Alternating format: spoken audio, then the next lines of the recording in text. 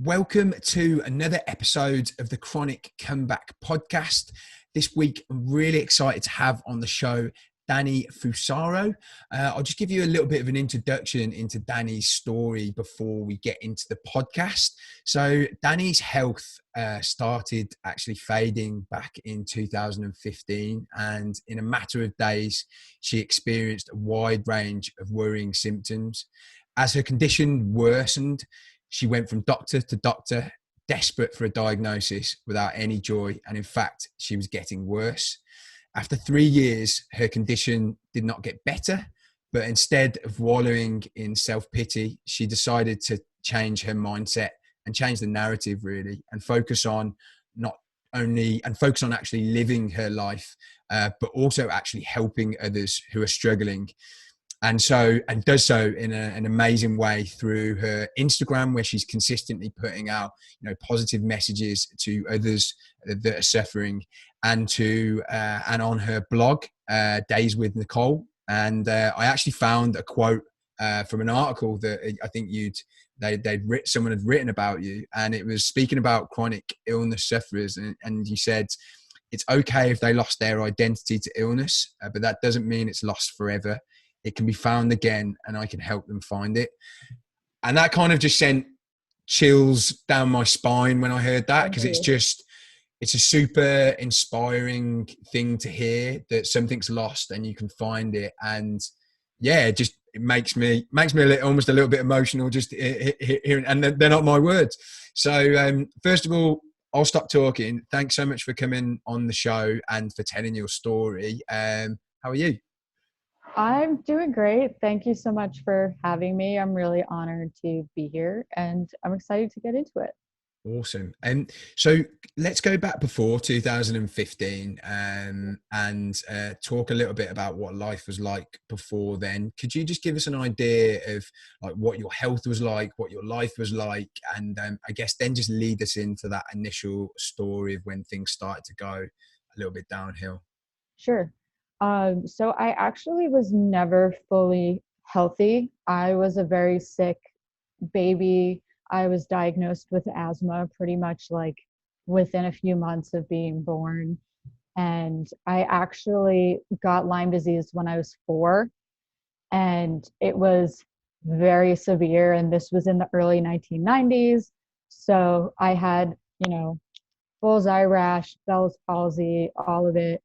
And I was kind of treated on and off until I was about 10, because I would kind of do a round of antibiotics, get better, and then I would get worse. And I actually was lucky, quote unquote, in the sense that I was positive by traditional testing. So they knew that I had it. And I also had a great doctor who was helping me. But very young childhood, I have a lot of memories of going to the nurse's office to take medicine and being in pain and being tired and missing a ton of school and things like that. But then probably when I was around 10, things did get a lot better. So while I was never as healthy as people my age, I was still very high functioning from then until around high school. Like I played very high level soccer and was really active, everything like that. And then high school, I had a bit of a dip in my health. And then college, I was high functioning ish, because I had throughout the entire time I was playing soccer, I had a ton of injuries, which ultimately ended my ability to play. And college, I was okay. It was basically like if I wasn't going for runs, then I was all right. So I wasn't really exercising that much, but I was still like, I wouldn't have considered myself sick at that time. And then my 4th year in school was a combination undergrad and graduate year. And because I was in a very rigorous program, it was like I was in high level classes from like 8 in the morning to like 5 p.m. then I was at clinicals working with athletes, and then I would finish at like 7 or 8 and then have all my work to do, which is of course like long term very stressful, wiped me out. And then my classmates and I had a work hard, play hard mentality too. So it was like I was going out and partying, and then I'd wake myself up at 8 a.m. the next morning to go to the coffee shop and get all my work done. So kind of ran myself into the ground, partly my fault, partly the program, probably mostly the program, but I take some responsibility in it. And at it started in the second semester of that year, and then that summer I really crashed. So I was like super lightheaded, dizzy, so fatigued, like I could barely stand up, I couldn't walk far, I was super nauseous, like I was struggling with short-term memory because I remember like I would tell my friends a story and then I would tell it to them again and they'd be like, you just texted me that yesterday. And I had like no memory of those interactions. And we weren't entirely sure what was going on. And it was hard with my family because they were like, what is wrong with you? Like, you look fine, like what's going on? And at the end of that summer, I was diagnosed with Lyme disease again, but that time it was kind of borderline with the testing. So I went through the whole like antibiotic treatment, herbal treatment, this, that, and I was not responding to anything. Like I did pretty much every treatment out there and I would get sicker from it, but I would never see improvement. And I was still in school this whole time, by the way. So I was like on IV antibiotics going to class, which was a fun experience. But I was doing all of that and I started feeling like something was being missed. And it was partly like, is it really Lyme or is it just because I had it when I was younger, so I'm always going to be somewhat borderline and maybe I don't need that treatment anymore? But that was hard to face because then there's no answer. And then I also was like, I feel like underlying there's some issue because it's not normal to be repeatedly positive for an infection. And I eventually came across Ehlers-Danlos Syndrome, which is a genetic connective tissue disorder. And I actually started teaching myself about it because one of the big interventions for it is physical therapy, which is what I was in school for, but we weren't learning it in school. I don't know why, but we weren't learning about it. So I was like, okay, I want to be able to treat these patients properly. So let me educate myself. And as I was doing that, I was just kind of like, oh, this is interesting. Oh, that's interesting. And I did more research and I was pretty positive that I had it, but of course I can't diagnose myself. So I talked to my doctor about it and she referred me to genetics, eventually got diagnosed with that. And in the course of the next few years, we found an immune deficiency and spinal instability and all these other problems that kind of explained why I was struggling with all these weird infections. And then also like why I was having all of these other symptoms, because as I'm sure you've seen, a lot of chronic illnesses have very similar symptoms. So sometimes when your testing is borderline or things are a little weird, if doctors aren't as educated as they should be, or they're not looking in the right place, it's easy to be misdiagnosed with something. So I don't know that I was misdiagnosed per se, but I don't know that I needed to do all of the treatment for Lyme that I did, which that was also hard to face because it was very hard on me and it's all like out of pocket expensive treatment. Luckily my parents are amazing and they help, but it's still like was that a waste of money? Like, we don't know. And when, I guess I would say, when I was finally diagnosed with EDS, that was kind of when I had been sick and in the community for long enough where I was just trying to come to terms with things, because when I was facing Lyme, it was like, okay, if I am super compliant and I do everything right, I should get better. And then I can go back to running and do all these things that I like to do, and things will be fine. And it was like every time something didn't work, or I was like, oh, I'm going to start going to this exercise class in 3 months, and like that passed, it would be this huge blow to my mental state. And I was just kind of miserable all the time. And I didn't want to be that way, but it was also really hard because I was seeking validation outside of myself. So I felt like if I was seen happy and smiling, then people wouldn't believe that I was sick. And I would get even more of those comments of, but you don't look sick, you look fine, nothing's wrong with you, which was devastating to deal with back then. So it was kind of that like battle almost, where I was like, what, like, I don't know what to do. And slowly I was facing all of those things. And then I got to a point where I was like, okay, I see some people being happy with a chronic illness, and I don't understand that right now, but I don't want to be miserable forever either. So I want to kind of figure this out.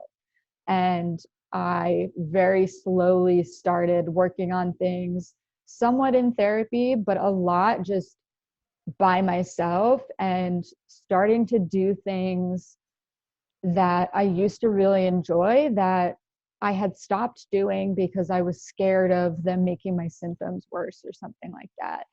And they were things that brought me a lot of joy, like concerts was a big one. But I was like, oh, I'm too sick, I can't stand up for long enough, so I'm not going to go. And looking back on it, it's so silly, because it's like, okay, so sit down, you know? But you don't think of that at the time, where you're like, oh, what if I don't have enough energy to stay through the whole thing? Okay, so leave. Right? And it was a combination of me making those decisions, and also having conversations with my parents of like, okay, I need to start doing fun things again, because I'm going to feel like crap either way. So I may as well do things that make me happy, instead of just trying to not make myself flare, thinking that that's how I can control it, even though that's not how it works, right? Because you can't control everything. And through kind of all of that, I eventually got to a place where I was starting to be really happy again, and I was seeing friends more and doing more things, but I was still like very ill, and it was very hard. And I ended up needing, I don't want to say urgent, because it wasn't like that urgent, but I needed pretty major neurosurgery. And it was kind of one of those things where he was like, you can wait, but you're less likely to recover as well if you do. So that was like, okay, so you're pretty much telling me to do it now. So I did that, and I still look back on this and I'm like, what were you doing? 2 weeks after that surgery, I have this like epiphany where I'm like, all right, I don't know how I'm going to do it. And the thought of this is really scary, but I want to make something of my life, because I don't want to exist like this forever. Like, I don't want to keep living with my parents. I need to find a way to make money, because it has to happen eventually. So I was like, I'm going to start my own business, and I am going to coach other people with chronic illness to help them make all the changes that I did. And I kind of like made that decision. And then a few weeks later was like, what are you doing? Like, what, now you have to stick with this because you already like said it and committed to it and told your parents and started like getting your own coaching. So you're stuck, but like, holy crap. And I kept going, even though it was really scary. And eventually, in like August 2020, I started taking clients. And now I run my own business doing mindset coaching. And I'm also a content creator on Instagram. So I make money working with brands. Um, I am also launching a group coaching course like right now. And I'll be starting it in like 2 weeks. And it's pretty much on like every single lesson I've ever learned, and also a ton of chronic pain science and all of that, because that's where like my PT specialization kind of comes in. And it's very hard working still because I still have a lot of symptoms that I'm very debilitated by. But what I always like to say is now, instead of living against it or in spite of it, I'm living alongside it.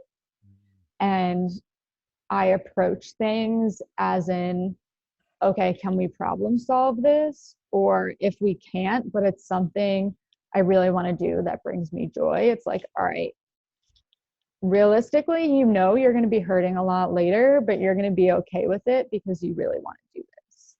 And that's kind of how I approach my life right now. Of course, like, I don't go crazy. I'm not like injuring myself, but I often will have more flare days, I guess you could say, just because I would rather spend my good hours doing something that makes me happy or that makes other people happy by putting those hours into work. And that's kind of my story. Awesome. Thank you so much for going through that.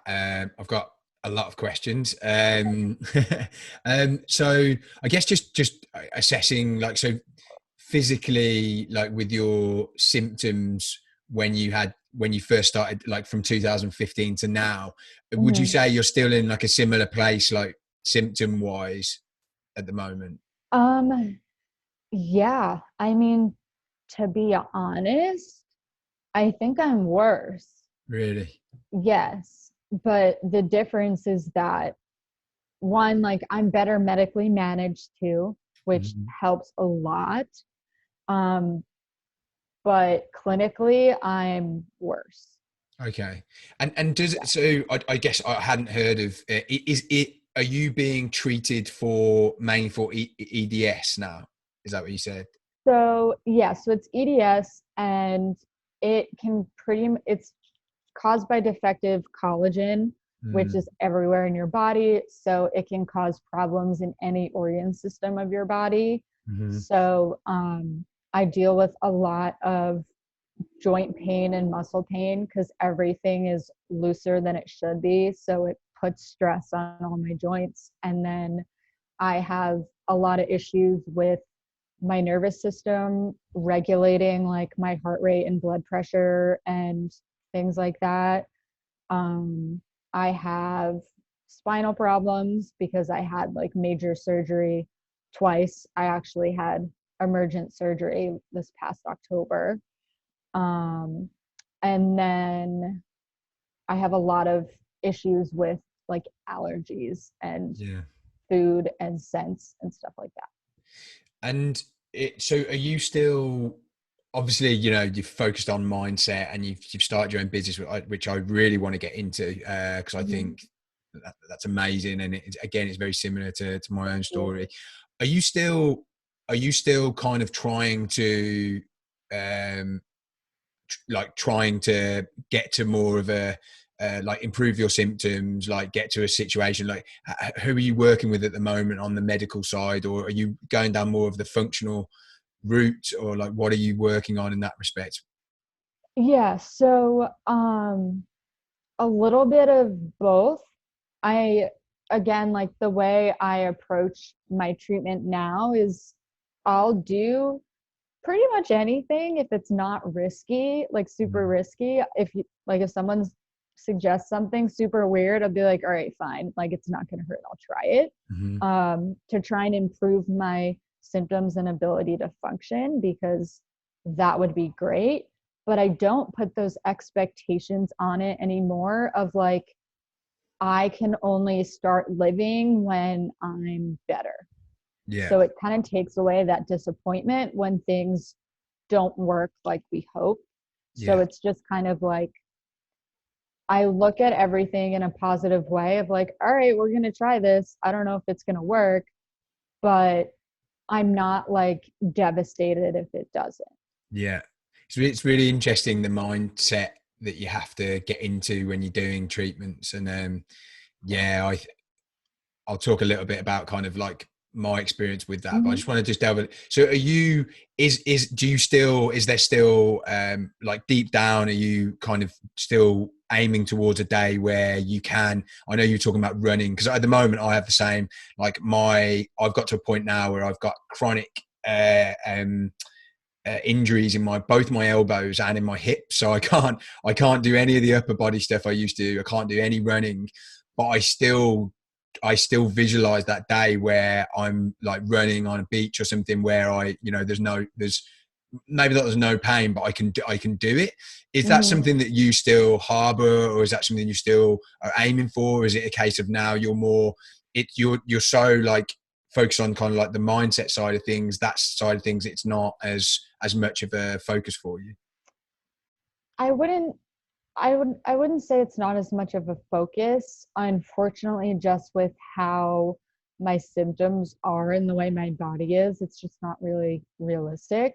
Mm-hmm. I wish it was, Yeah. but I have enough trouble staying upright and kind of doing the bare minimum with a lot of pain. So the idea of running is just not really something on the horizon. I Yeah. wish, Yeah. like, I would be the happiest person in the entire world, but it's Yeah. just not realistic right now. Yeah, but that's what I was sorry when you say realistic right now. I mean, is it? I guess is it? We all have dreams, right? And we all have we all have things that we ultimately want to. For me, it feels like a long way away as well. And is it something that you're like, I guess, edging towards? Because it's all like baby steps, isn't it? Really, like, and not. Mm-hmm. By the way, I'm not saying running. I'm just saying an improvement, just edging towards like an improvement, because when I actually look at where I am compared to where I was 6 years ago, I'm worse. So it's not, but at the same time, I'm still kind of, I still have to keep myself moving forwards and trying new things. And I'm just Mm-hmm. like you, like if someone tells me about something, and I'll hop on a plane, I'll go to some weird country, and I'll try something, or if someone tells me a protocol, like I'll try that. Um, but yeah, is that, are you still kind of trying new things, and to try and edge towards, an improvement, and like with the end goal being, I guess, I don't want to say recovery, because recoveries, but like, do you know what I mean? Like a more, Yeah. yeah, Um, yes, but also my instead of tying my goals to physical things, which I've learned the hard way, I can't really predict, I tie them to kind of like, one of my big ones is that I am going to be able to get enough passive streams of income in place where if I need to take an entire month off of work, I can. Or mm, like if I need to be spending 3 days a week doing, I don't know, massage therapy and acupuncture or whatever, so my body can function way better than it does now, I'll have the freedom to do that. So it's yeah, more just about in the future, like finding more ways to problem solve and then problem solve again and again and again, so mm-hmm. that things are easier and I can be that much more independent. Um, I would love to function better. I'm actually functioning pretty poorly right now. Um, so that would be great, but I try not to put expectations on that because I almost always end up disappointed. I'm happy to be surprised, but I don't want to put myself through that heartbreak again if I can avoid it. Okay. I think it's when you were saying about having the money to do it. I always I look at these like people like because I think about that's why I'm a big reason about why I'm driven to make a success of my business and but reduce the amount I work and increase the amount I earn is so that I see these like famous people and they're getting all of these crazy like treatments, as you said, like a massage, reflexology, and like they're just able to just get it at the drop of a hat. And that is the dream, like having like a sauna in your house, having like a ice baths, like those kinds of things. And it's I think money really buys you options when you've got chronic illness, and it's difficult because having a chronic illness is very expensive, incredibly expensive. And so I love the fact that you're making something happen, even though, and what you said earlier about not waiting for your life to begin, that's really, really resonated with me, because my mum turned around to me one day and she just said, I just want to check, like, I don't want you to look back in 5 years and just realize you just lost 5 years, because it sounds like you're just waiting. So I always used to say, when I get better, when I recover, when I feel better. And I think I wasted not loads of like not many years, but maybe a good 2 or 3 years really like focusing on, I can't do this until I get better. I can't. When I left my job, I was like, well, actually, I'm gonna have to accept a really low paid job with a lot of flexibility. I'm just gonna have to accept a life of mediocrity, actually. And then when I started focusing more on the mindset side of things, I was like, no, that's actually, it's the opposite. Like I can actually still have an amazing life.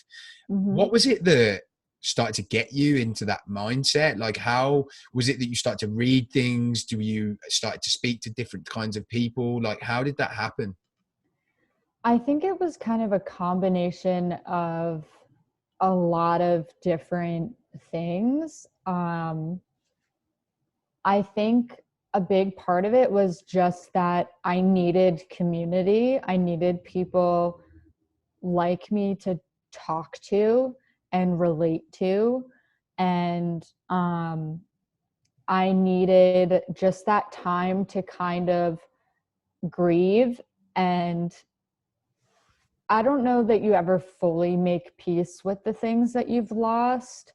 Like, you can to an extent, but I'm sure even now with you, like, that grief still hits you sometimes. But I needed to make a lot of progress with that. And then I also would see some people online which of course, like, you don't know everything looking at people on Instagram, but they seemed like they were medically sicker than I was, but also happier and enjoying their life more than I was. And when I needed to be in the place to notice that, because there was a time where I was like, I don't want to see people happy and living their life, because it just makes me more upset, which is okay. I think everyone kind of has to go through that. But once I did, I started noticing these people, and I was like, how do they do that? Like, what did they do to get there? What are they doing that I'm not doing?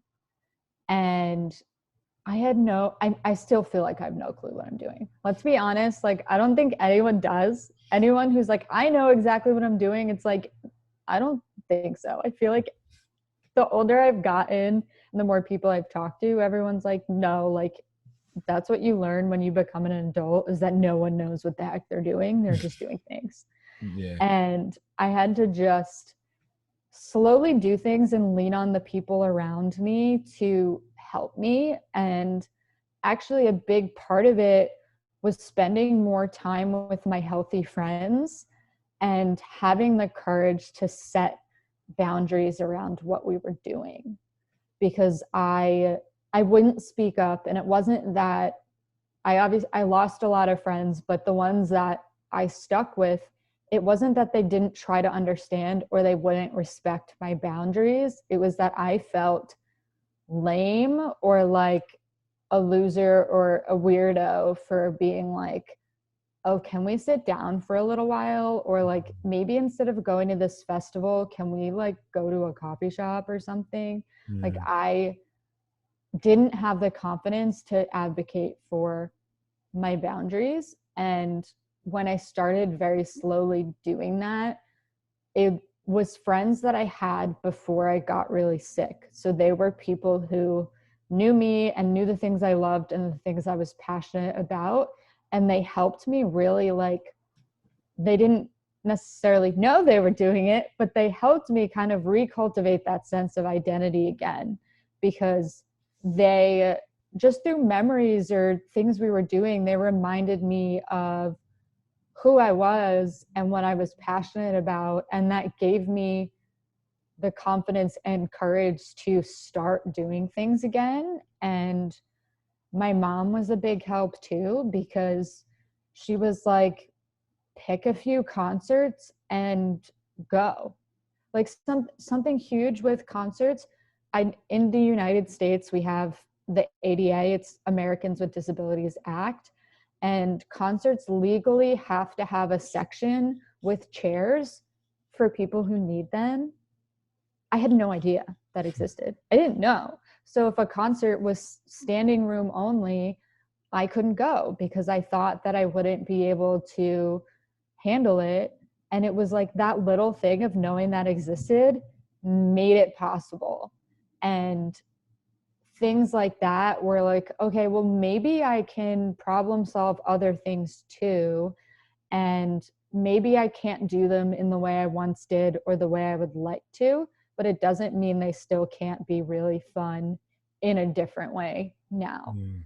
And as I kept doing those things, that kind of got me to the place where I do a lot of things now. Seems to me like been a big shift in like your perception of things and like your Mhm. take on the same thing, and that it's like and that's, I mean, that can be the same in any walk of life when different people see the exact same thing in completely different ways. Mhm. And if you compare yourself now to how you were previously, you're seeing the exact same thing, a festival, in very Mhm. different ways. And as a result, it's making your life a lot more rich. As a result, Mhm. you're able to enjoy it. You're able to actually have purpose and meaning in your life. Would you say that is that accurate? Yeah. Mhm. Yeah. Definitely. Okay. And how, in terms of like the support you've had um, from your friends, you mentioned your family. Have they been key to this as well? I think you mentioned your mum as well. Like, have they been a big part of that? How big a role have they played? Yeah. So it was very hard because in the beginning, I struggled a lot with my family, just with that understanding. And it was also, I was in Boston in college, so they weren't seeing me day to day. And when I moved back home after school, it was like a huge learning curve because there was a lot of like butting heads, because they just, that understanding wasn't necessarily there. It's hard to kind of talk about it without, I don't want to be negative about them, because they've also done so much and we've worked through that and they're incredible now. But it also doesn't mean that didn't happen.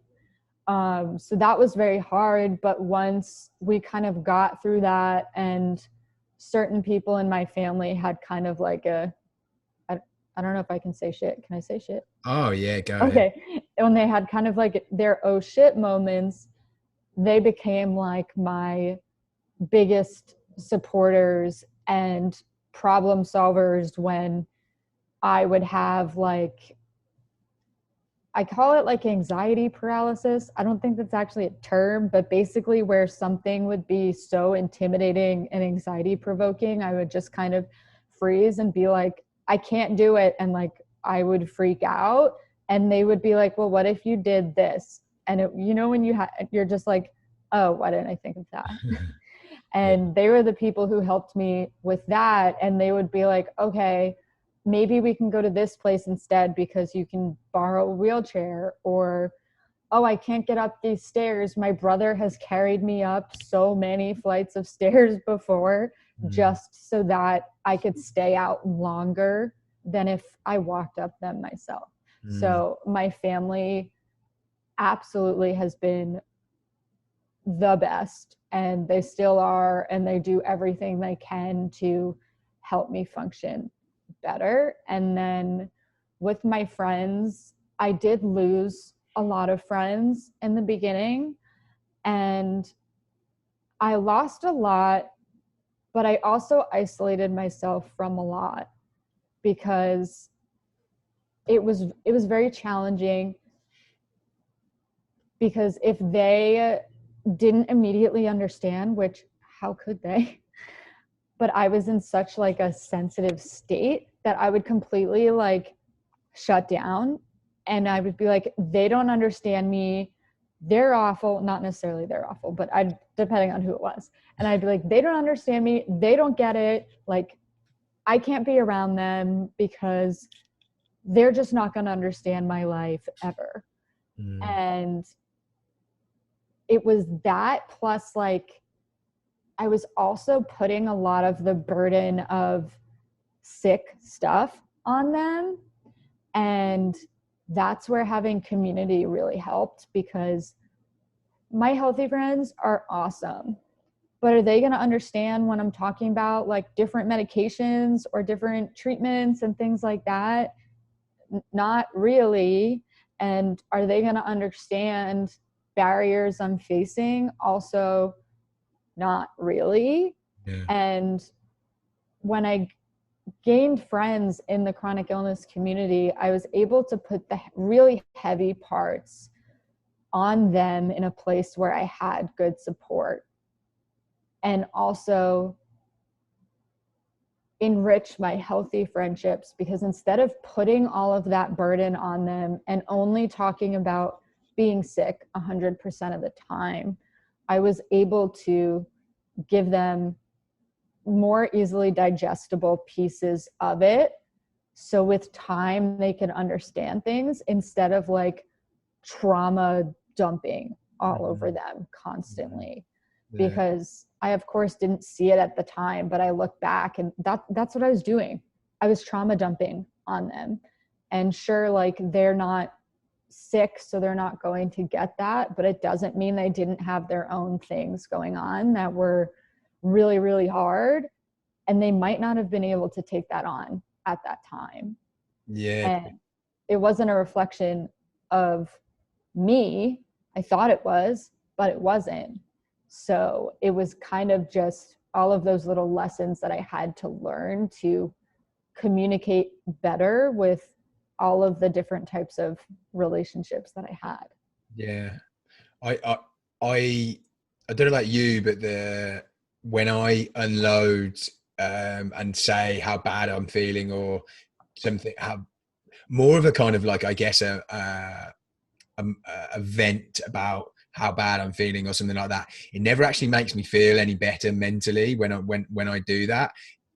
What had made me feel better, which I didn't do for a long time, was actually just informing people of the situation, so they got why I wasn't doing it, like why I wasn't able to do certain things, and like why I wasn't drinking or why I wasn't doing these certain things. And I think I've started to cultivate like more of an understanding of their position, because I've got some friends who just don't get it, and they're never going to get it because they don't live it, and it's not their fault. They're not going to go home and start researching everything to do with my health condition to understand it. Like they, as you say, they've got their own shit to deal with, and coming to that understanding. And I guess being a man, I think it's more difficult to like, well, to be more open, like with kind of, I cannot imagine. yeah, Yeah. it's difficult because, you know, you're particularly in a group of like masculine males, which my friends are. It's like to be open and to say that, you know, I guess be vulnerable with it. But then Mm-hmm. surprisingly, you know, when you are, people react well to it. So I guess it's just that balance between like venting every single time something's, and I guess they find it difficult to relate to as well because it's not something they can Yeah. actually emotionally connect with. Mm-hmm.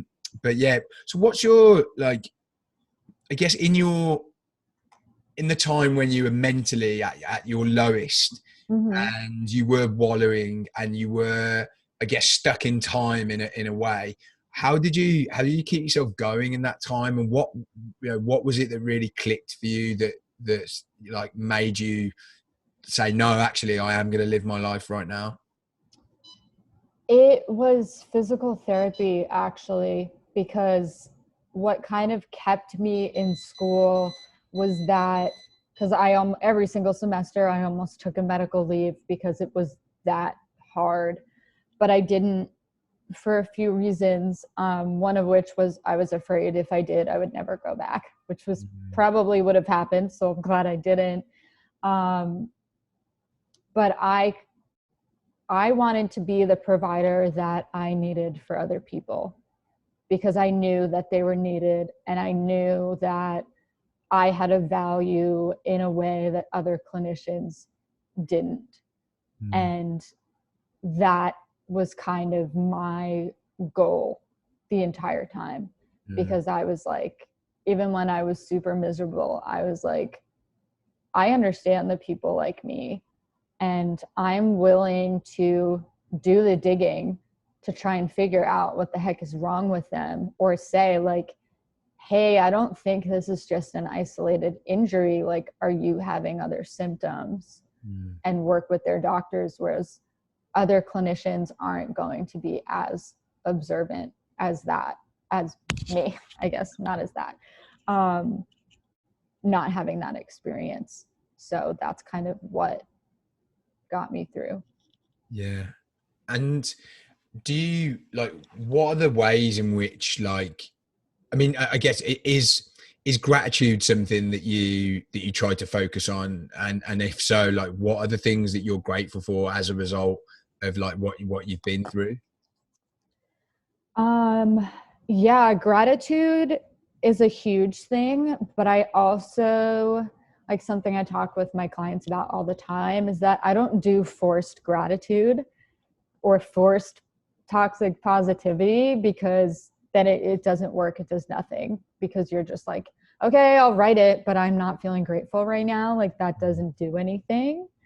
Um, which, like, some people do that anyway, and they're like, it doesn't work. It's like, well, yeah, because you're not feeling it. Um, so I do it when I am in a good place to do it. And now, like, I can pretty much do it all the time. But sometimes there are phases where, or like a week when something's really hard, I might not force myself that week, but then I pick myself up after that. And there's a lot of things I'm grateful for. Number one is always my family and my puppy. I just got a puppy in May.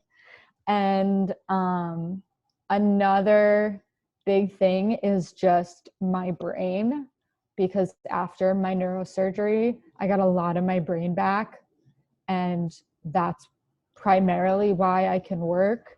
If I hadn't gotten it back, I don't know what I would be doing entirely. So that's a big one. Health insurance is a huge one. Access to good doctors is another one. Having good doctors on my team finally is another big one. And then just other things that I really like music and reading and coffee shops and espresso and things like that. And I mean, I think I don't want to put words in your mouth, but the fact that you're running your own business and you're your own boss, and you could potentially sound, I'd be very surprised if, you know, if we spoke again in a few years time, if you didn't, if you weren't very close to getting that, your goal of having that passive income coming in.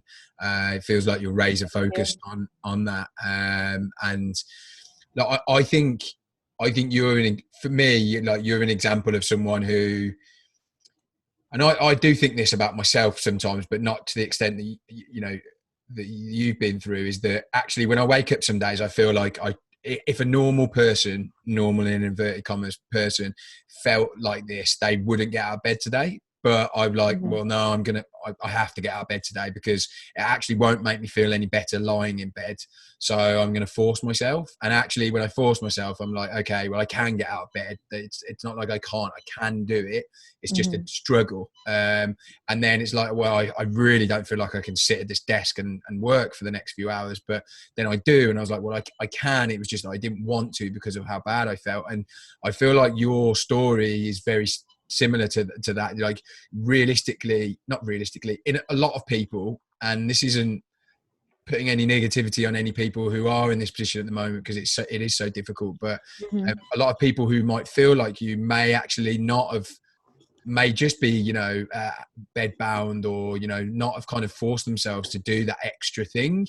And do you feel like, I guess, a lot of your happiness comes because you are constantly like proving to yourself that you can actually do these things, and you can actually go beyond the supposed physical restrictions that your condition has set you? Yeah, I think definitely that, but I think a lot of it is also I worked through that fear because, when you're first dealing with severe health stuff, you get afraid of flares and afraid of things getting worse, and a new symptom pops up and you're perseverating on it thinking that something else is wrong, like, oh my God. And I don't, just even through experience being like, okay, I got through that flare, I'll be fine. Not having that fear really helps with, I don't like to say pushing through things, but kind of like making that decision to do something even when it's hard. It helps because I don't have that fear. And I think for a lot of people, it's not that they don't want to, it's that they're scared because they don't want to get worse. Yeah. And so I think it's that. And then I think also just learning that I didn't want to hear it from anybody else, but sometimes moving actually helps, because it's like people are like, well, you should get up and go for a walk or go outside or just move to the couch. And I'd be like, well, now I don't want to because you told me to. I don't know if you went through that, but I would just be like, well, now I don't want to because I'm stubborn and that was obnoxious for you to say. I never said that out loud, but I would think that. Yeah. And now I don't. I'm just like, all right, let me try and get up and see how I do. But I also have what's called my soft office. So my couch and my bed are my soft office, and I do work from there a lot sometimes when I have to. So I think that also helps because, again, it's that like little problem solving thing where it's like, okay, I can't sit up in a chair, but I can sit on the couch. So let me do that for a little while and see how it goes. Yeah. So it's a combination of things. What would be your advice to someone right now, who is in the middle of, like, I guess the depths of their chronic illness, in the sense that they can't see a way forward, they can't see a life where they're that's gonna be worth living? And I'm not necessarily saying they're suicidal, but they just can't really see much purpose in their life. What's your advice to someone who's going through that right now? Well, first of all, if they are suicidal, I would say that's okay because a lot of people are, and there's a lot of stigma around talking about that. And I haven't felt that way. I'm very grateful I haven't, but for my friends who have, they have said it's very, very isolating. So it's okay if anyone is. But I would say advocate for the care that you deserve, because if you have access to another doctor or the ability to see someone else, do that. Don't stay with someone who isn't treating you properly. And then I would say to make friends in the community that understand you, because you might hear the same thing from them that a parent or doctor or healthy friend says, but you're not going to absorb it in the same way. And those friendships are really invaluable. And then I would also say try not to lose the things that make you you. And I don't mean productivity, because a lot of people define themselves on that. But I mean, if you like to listen to music, still do that. If you like to read and you can't read right now, maybe listen to an audiobook or a podcast. Or if there are things that you like or you're just that lost, lean on the friends and family that you do have that are safe supporters of you, and kind of be really brave to ask them, hey, like, I feel really lost and not myself. Do you have any ideas of things I can do, or a different way we can do something so I can still participate? Mm. And it's not about the big things. In the end, the huge mindset changes come from the very tiny decisions. Mm. So I would say to focus on the small ones.